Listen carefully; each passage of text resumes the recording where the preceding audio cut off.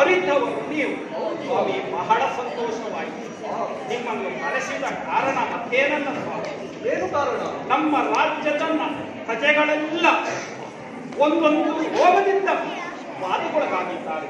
ಅವರ ಈ ಪೀಡನೆಗೆ ಕಾರಣ ಏನು ಎನ್ನುವುದನ್ನು ಅರ್ಥವಾಗುತ್ತಾ ಇದೆ. ಇಲ್ಲ ಸ್ವಾಮಿ, ನೀವು ದೈವಜ್ಞರು, ಮಹಾಜ್ಞಾನಿಗಳು.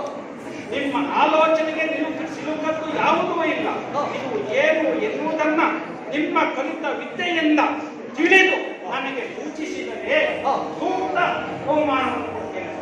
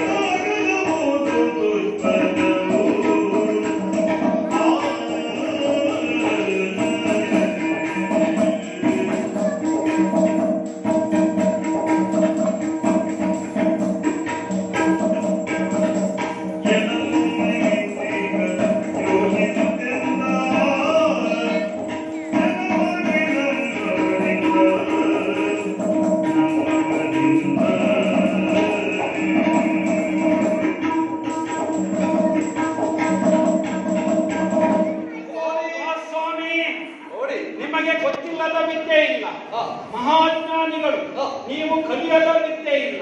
ಅಂಥ ಕಲಿತ ವಿದ್ಯೆಗಳಲ್ಲಿ ಯಾವುದಾದರೂ ಒಂದನ್ನ ಉಪಯೋಗಿಸಿ ಇದಕ್ಕೆ ಕಾರಣವನ್ನು ಕಂಡುಕೊಳ್ಳುವಿರ ಸ್ವಾಮಿ. ನೋಡಿ, ನಾನು ಕಲಿತ ವಿದ್ಯೆಯ ಪ್ರಕಾರ ಗುರು ಶುಕ್ರ ಸರಿ. ನೀಲಾಂಜನ ಸಮಾವಾಸಂ ವೈಪುತ್ರಂ ಯಮಾಗ್ರಜಂ ಛಾಯ ಮಾಷ್ಟಾಂಡ ಸಂಭೂತಂ ನಮಸ್ಕಾಮಿ ಶನೇಶ್ವರ ಶನೇ ದಿನಮಣಿ ಶೂನೋ ಅನೇಕ ಗುಣ ಸನ್ಮಣೆ ಅನಿಷ್ಟಂ ದೇಹರಾಮೇ ಕುರುಮಾತು ಸಂಕಟಂ. ಓಂ ಶನೀಶ್ವರಾಯ ನಮಃ. ದೇವರೇ ಕಾಪಾಡು, ಶನಿದೇವ ಕಾಪಾಡು. ಇದು ಶನಿವಾರ ಅಲ್ಲ ಸ್ವಾಮಿ, ಮತ್ತೆ ನಮ್ಮ ಲೆಕ್ಕಾಚಾರದ ಪ್ರಕಾರ ನಾವು ಹೇಳ್ತಾ ಇರೋದು. ಓ, ನವಗ್ರಹದ ಕುರಿತಾಗಿ ಯೋಚಿಸಿ ನೀವು ಯೋಚಿಸಿ ಕಳೆದು ಕೂಡಿಸಿ ನೋಡಿದಾಗ 10ರಿಂದ 2 ಕಳೆದರೆ ಎಷ್ಟು? 10ರಿಂದ 2 ಕಳೆದರೆ 8. 8ಕ್ಕೆ 2 ಕೂಡಿಸಿದರೆ ಎಷ್ಟು? 8ಕ್ಕೆ 2 ಕೂಡಿಸಿದರೆ 10 ಅಲ್ವೇ ಸ್ವಾಮಿ? 10ರಿಂದ 2 ಕಳೆದರೆ 8. ಹೌದು. 8ಕ್ಕೆ 2 ಕೂಡಿಸಿದರೆ 10. ಹಾಗಾದರೆ ಏನು ಸ್ವಾಮಿ, ತಮಾಷೆ ಮಾಡ್ತಾ ಇದ್ದೀರಾ? ಈ ಲೆಕ್ಕಾಚಾರ ಇಲ್ಲಿ ಕುಳಿತು ಮಕ್ಕಳು ಸಹ ಹೇಳ್ತಾರೆ. ಇದು ಬರೀ ಲೆಕ್ಕಾಚಾರ ಅಲ್ಲ ಸ್ವಾಮಿ, ಮತ್ತೆ ಜ್ಯೋತಿಯ ಕಳಸದ ಲೆಕ್ಕಾಚಾರ ಅಂತ ಹೇಳಿ. ಓ, ಸಂಖ್ಯಾಶಾಸ್ತ್ರವನ್ನ ಇಟ್ಟುಕೊಂಡು ನೀವು ಕಂಡುಕೊಳ್ಳುವಂತಹ ವಿಷಯ. ಹೌದು ಸ್ವಾಮಿ. ನೋಡಿ, ಈಗ ನನ್ನ ಈ ನನ್ನ ಭವಿಷ್ಯದ ಈ ಒಂದು ನಿದ್ದೆಯಿಂದ ನೋಡುತ್ತಿದ್ದರೆ ಅಪಚಾರವಾಗಿದೆ. ಅಪಚಾರವಾಗಿದೆ? ಹೌದು. ಯಾರಿಂದ ಸ್ವಾಮಿ? ಯಾರಿಂದಲೂ ಅಲ್ಲ, ನಮ್ಮ ಪ್ರಜಾವರ್ಗದಿಂದ ಅಪಚಾರವೇ ಅಲ್ಲ ಸ್ವಾಮಿ. ಮತ್ತೆ ತಪೋಧನರಿಗೆ ಅಪಚಾರವಾಗಿದೆ. ತಪೋಧನರಿಗೆ ಅಪಚಾರವಾಗಿದೆ. ಮಹಾ ತಪಸ್ವಿಗಳು, ಹೌದು. ಮಹಾಮುನಿವರಿಯರು, ಹೌದು. ಅಪಚಾರ, ಹೌದು. ನಮ್ಮ ನಾಡಿನ, ಹೌದು.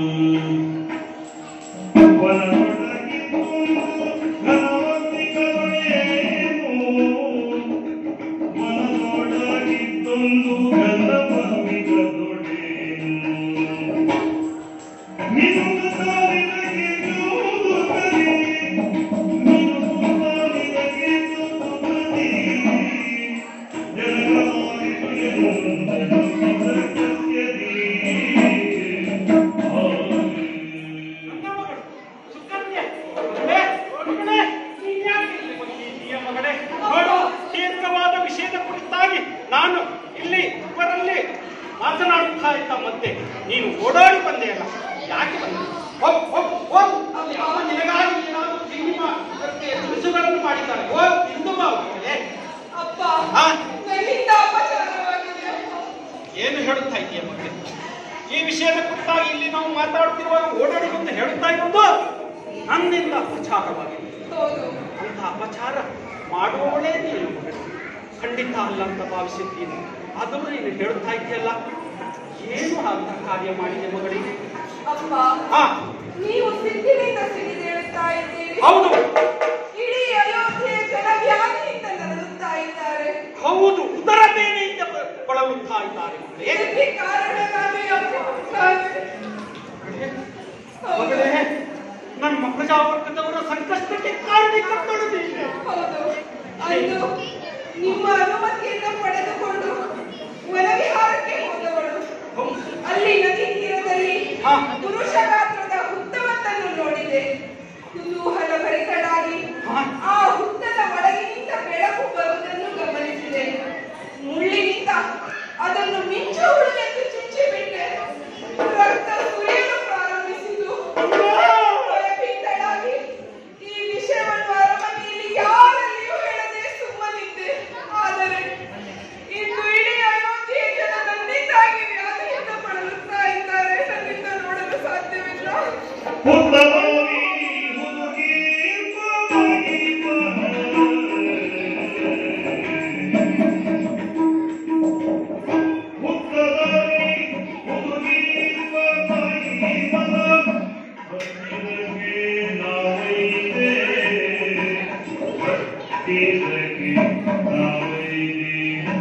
ಶರಣ